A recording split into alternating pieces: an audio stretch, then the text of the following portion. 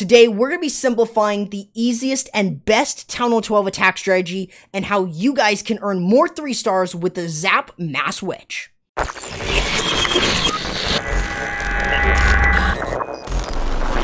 What's going on, my friends? My name's Corrupt, and that is right, guys. We're going to be taking a look at the easiest and best Town Hall 12 attack strategy that you can use that can crush any base design, even if you have low-level heroes. This is none other than the Zap Witch. This attack strategy works incredibly well, and what are you looking for in a base design to use it?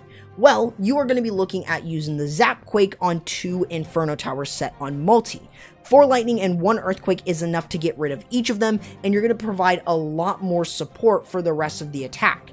Of course, you can also go ahead and use 5 lightning and 1 earthquake if there are expos surrounding those Infernos as well. But usually 4 lightning is enough to get rid of Inferno, and of course using that 1 earthquake on each of them, or you can bring 5 lightning and 1 earthquake to get rid of the expos. So it's really up to you and your choice.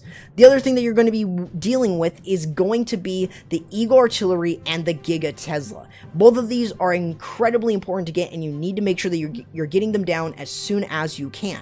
Another thing that you may want to worry about is going to be that 3rd Inferno tower, because usually that could either be set on single or multi. In this case, it's set to single, so we don't need to worry about it. However, if it's set to multi, it's definitely something to worry about. We will be talking about that a little bit later on in the video, so make sure you guys keep watching for the best tips and tricks in order to stop struggling with the witches and get more 3 stars with them here at Town Hall 12. So that kind of gives you a really good idea of exactly what you're going to be doing here. So now, let's talk about the ZapQuake. So you'll see that what we've got here are 2 Inferno Tower islands. This is going to be a good spot for us to use the earthquakes and then using the lightning spells. Now notice how we're using the earthquake first. You don't have to do that, but you can, of course, it's really up to you. So you'll see that we're using the lightning spells surrounding other defensive structures to weaken them, but also to provide a bit more support for the witches when we send them in.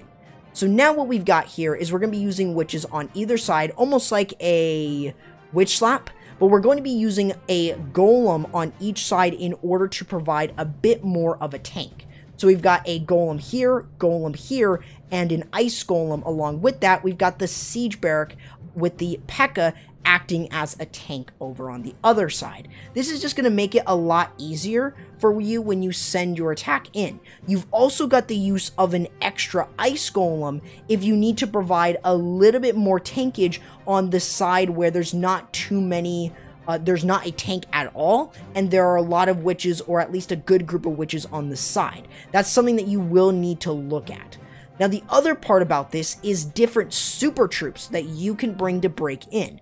In this case here, we've got a jump spell, which works incredibly well with the siege barrack, as you don't need to worry about a wall wrecker or a battle blimp at all. But using the jump spell to get deeper into the base after using these super wall breakers to break into the eagle is exactly what you should be doing. We will be talking more upon the different siege machines and super troops that you can bring in an attack, so make sure you guys stay tuned through, because we're going to give you the best tips and tricks in terms of how you guys can use this attack a lot better and how you can stop struggling with it. So you'll see that as we're pushing through, we've got the Ice Golem Death Freeze, which is providing a lot of support, and we can use the Warden ability to protect the witches and any of the heroes that are within there. Now notice how we also have Hog Riders that are going to help support some of the witches towards the back end, but we've got everything pushing towards the Town Hall here. In this case here, this is not the best spot to go in from the Town Hall, away from it. But when we have the heroes going into the base, along with a bunch of barbarians, skeletons, a bunch of smaller troops that don't really mean too much, we can use the queen and use them to really get through it without having to sacrifice witches or anything else. And that is the reason to why it is so effective when you have the Barbarian King moving in, using his ability to spawn in even more of the Barbarians to provide a lot more support. So that is the reason why sometimes you'll see a lot of Barbarians still left up in the field. But this kind of gives you guys a really solid look into using this attack. There are a bunch of different things that are even more worth talking about as well when you're using the Zap Witch. It's not just the spam that's going to be all said and done. You also need to know the siege machines and the super troops that you should bring and why you should either boost the super troops or bring the siege machines. Knowing what siege machine to bring for this attack is incredibly important because it's going to depend on what you are seeing in a particular base. Now, usually, the Siege Barrack is going to be the best option more often than not because it gives you much more troops. Now, in this case here, we're already playing this one for you guys, and you can see that it's already started. However, I want to show you guys and highlight the Siege Barrack. The Siege Barrack is going to be used right behind all these witches. That way, it can spawn the P.E.K.K.A. and the 11 wizards right behind in order to provide a lot of support for all of the witches moving through. Having more ranged units in the base is incredibly strong, and you still have the Hog Riders within the clan castle. So you'll see that what we're going to be using is we have the heroes, we have the witches moving in, and the Siege Barrack. Notice that we've got the P.E.K.K.A. here and the wizards from this Siege Barrack to also provide a lot of support for the rest of the attack. That way it's able to continuously push through, and we have just so many of the wizards kind of moving through that they're also going to help out getting rid of things like the town hall and also help move into the base. Usually this siege machine is going to be used with the super wall breakers, but you can see that we even have hog riders that are going to provide even greater support. So this is the reason to why the Siege Barrack is often used. You're able to have a lot more troops in the field than you would with something like a Wall Wrecker or Battle Blimp.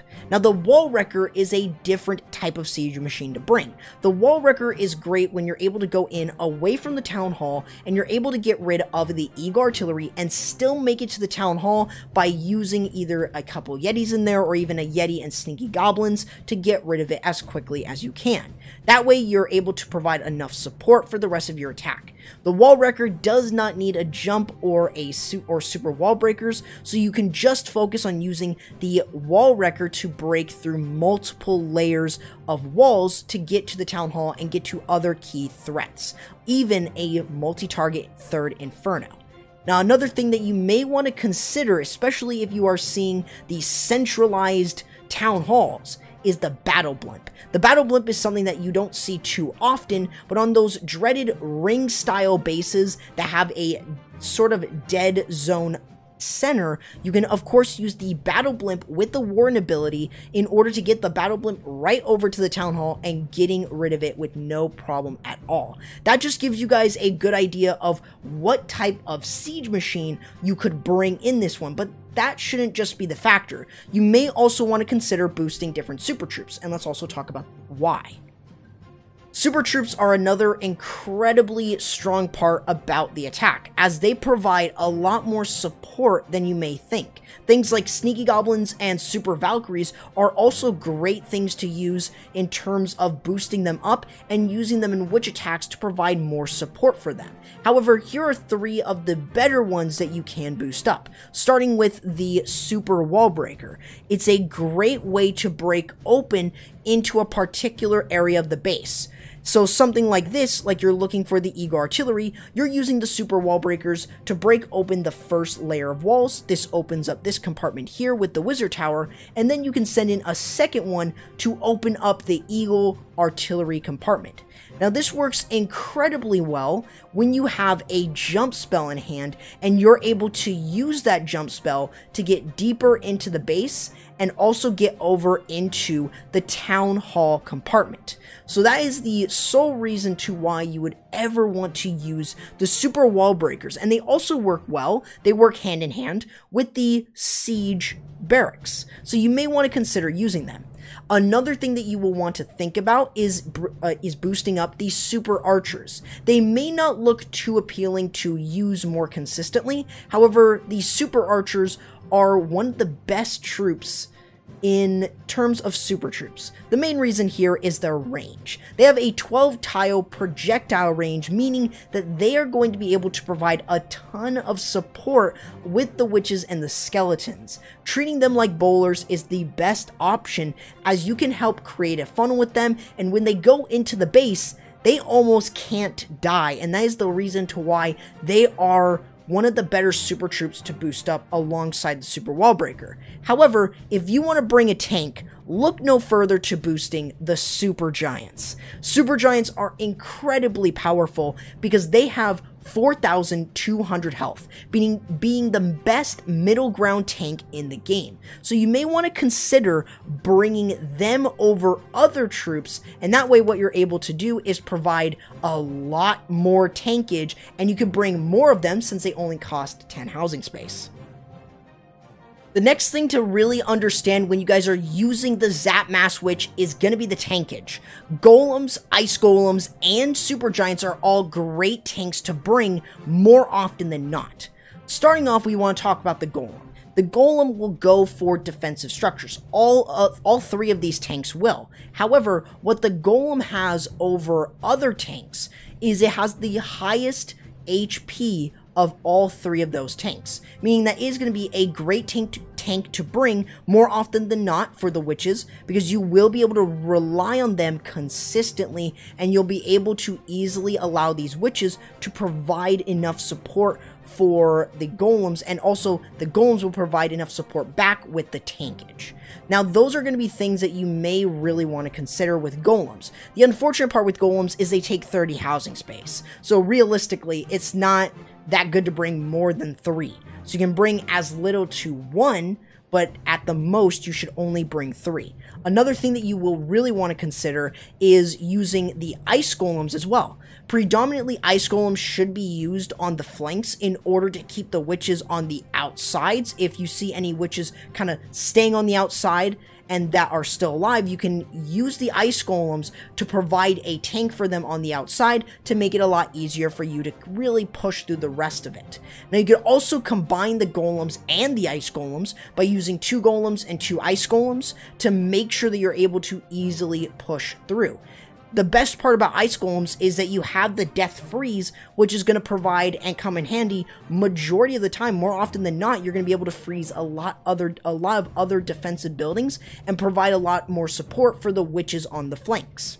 Now, the other tank that you can bring is the Super Giants. The Super Giants have 4,200 health, better than Ice Golem, but weaker than a Golem, making it the best middle ground between the two. You can hold more of them compared to a Golem or an Ice Golem, since they cost 10 housing space, making it a lot easier for you to easily move through. They are defense targeting, but they also can break down walls a little bit quicker, but don't rely on them to break down walls. Make sure that you're using them to only tank for the witches.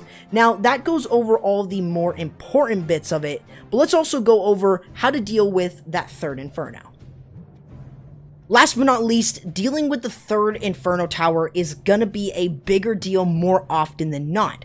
So in this case here, we're gonna be attacking with the Wall Wrecker, since the third Inferno is away from the Town Hall, if we take a look at this. So you want to take a look at where they're placed. If you can use the Wall Wrecker more often than not, that's awesome. So you may want to use the Wall Wrecker in case this is the case. However, if you see it right by the Town Hall, go ahead and use the Siege Barrack to push your way in to try and get through. Because you'll see that we're not just getting that third Inferno, but we're also going to be able to get us into that Eagle artillery compartment. So that's entirely really up to how the base is designed.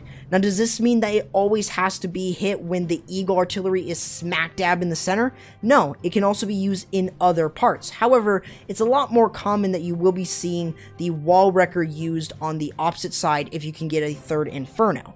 However, if it is set to single target, make sure that you're just going to be able to overwhelm it. You don't need to worry about it. You can use both the Wall Wrecker and the Siege Barrack to overwhelm the single target Inferno, since it has to lock onto each individual unit, making it utterly useless against swarm units.